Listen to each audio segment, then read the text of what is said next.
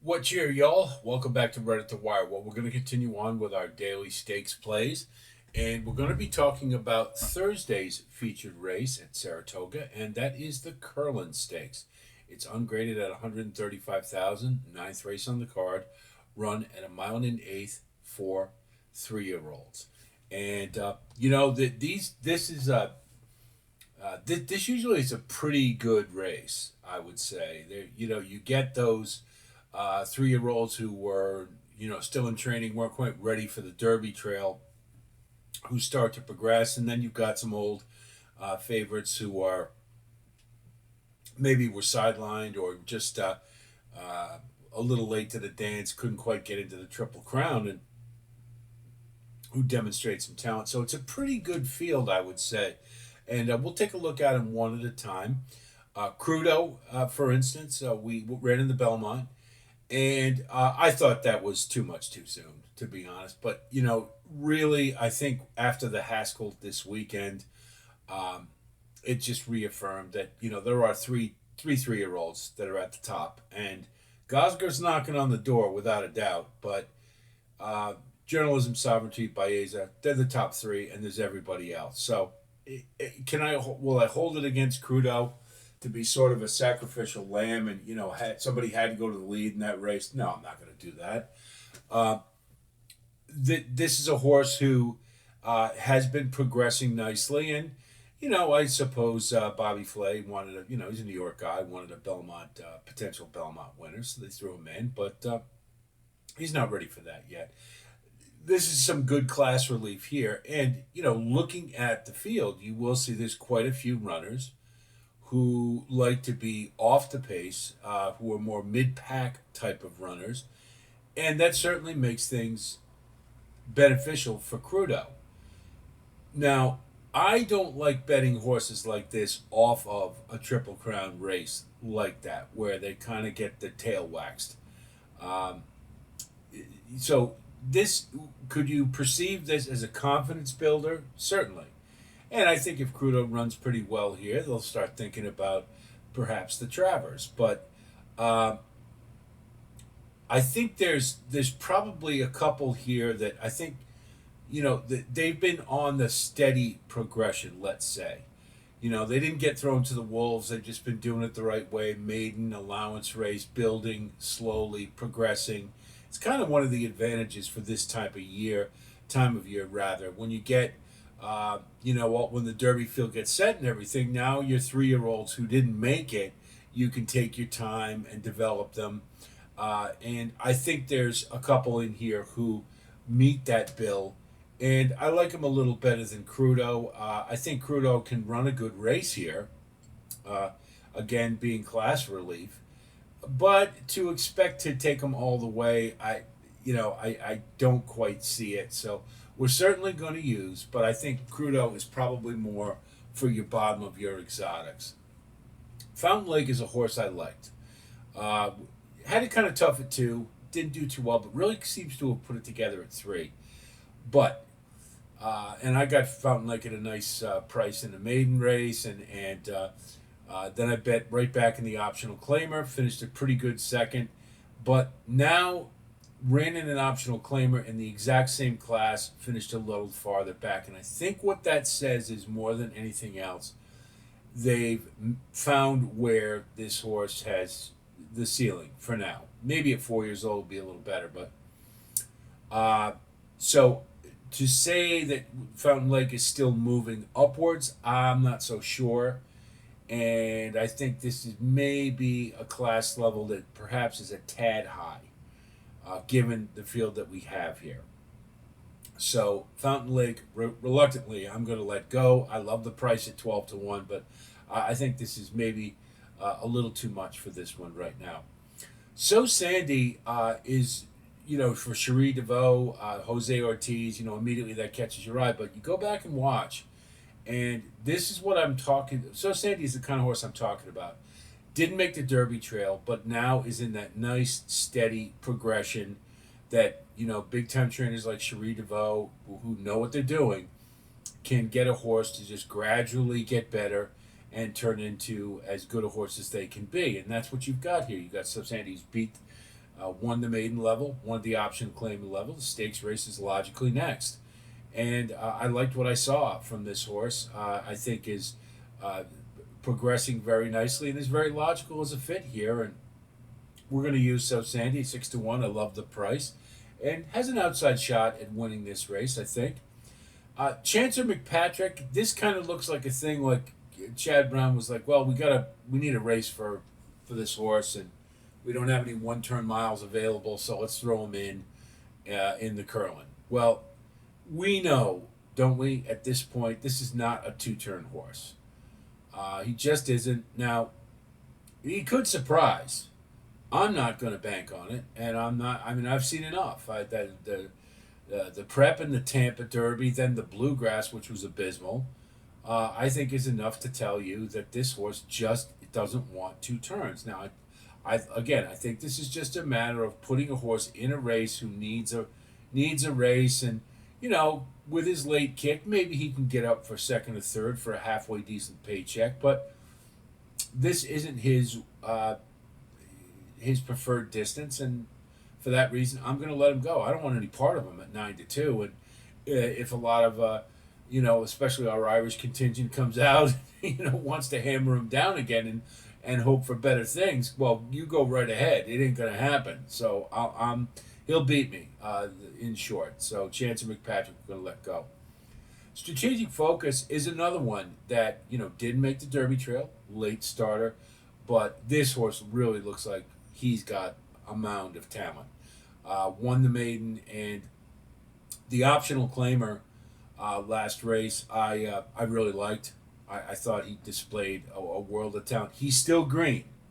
Was kind of funky in the stretch there, and still needs to learn a little bit, but demonstrates all the things that you want to see for a horse. He'll be sitting right off of Crudo, and when the time is right, I think he'll make his move, and I think he's going to win this race. He just looks like he's got a whole lot of talent. It's a logical progression, and I like Strategic Focus. Chad Brown makes all the sense in the world, particularly when you consider that Flavian Pratt has rode Chancer McPatrick all along, and now all of a sudden he's on Strategic Focus. So I think that's a pretty good indicator of what Chad Brown thinks of the 3. So that's our pick to win it. Now, Hypnus is, and I've said this before, and I'll say it again. Kenny McPeak horses are extremely hard to read. They all seem to run the same way. Maybe that's a product of Brian Hernandez being the A rider. I don't know, but they all come from off the pace, and they're sort of at the mercy of the race shape. And they, a lot of times they just either don't get a trip, or they don't fire. And Hypnus was put on the Derby Trail, and basically the MO was that if it wasn't muddy, this horse really wasn't much. Well, Derby Day, I had him in the exact, and he paid very well for me because I knew in the mud that he had a shot, and he ran a pretty good race. What I was impressed with was his next start, which was on a dry track. And I'll tell you, I really liked the turn of foot. He had a very nice kick.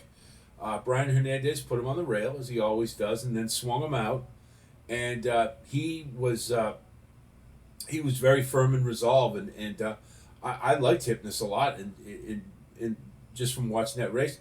And I'll tell you, if it's not Strategic Focus, I think Hypnus has a really good chance to win this race. Now, since it's a Kenny McPeak, it's hard to be, unless you're Torpedo Anna, it's really hard to have a vote of confidence because they're inconsistent generally. But I did like what I saw from Hypnus, so we're going to throw in there. Just a Fair Shake it just simply isn't good enough, not fast enough. That's it.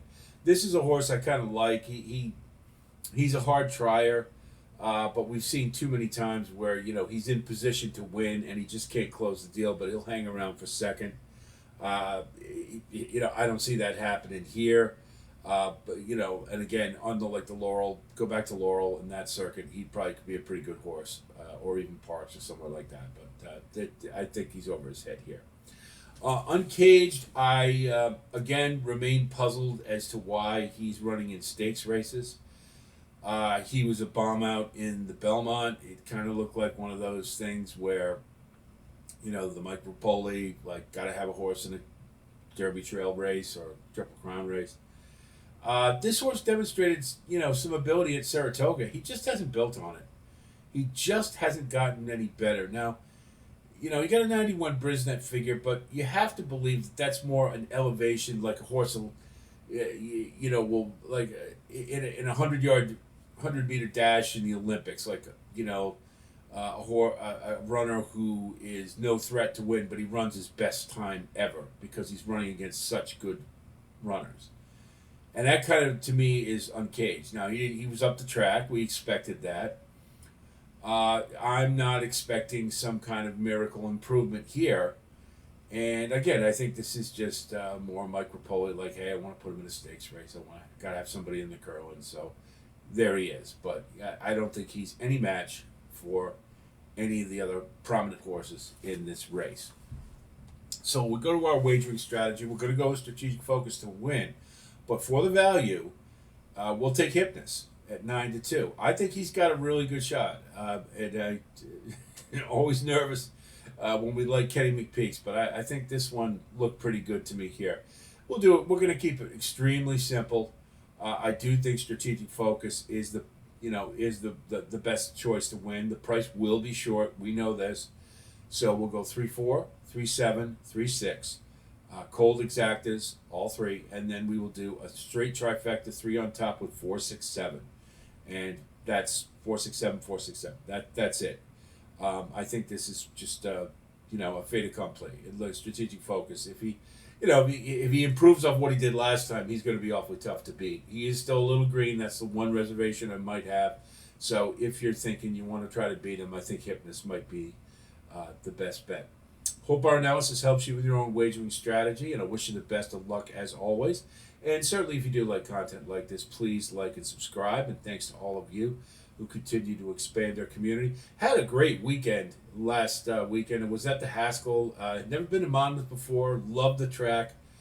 It was a really nice community. More concessions would be nice, but met some friends. A lot of people that you guys know: Gio Setti, Matthew DeSantis, Kayla Shapiro, and Kyle Roscoe from the HHH Racing Podcast. So I was in good company, had some really nice discussions, and hope to build on those relationships as we move forward.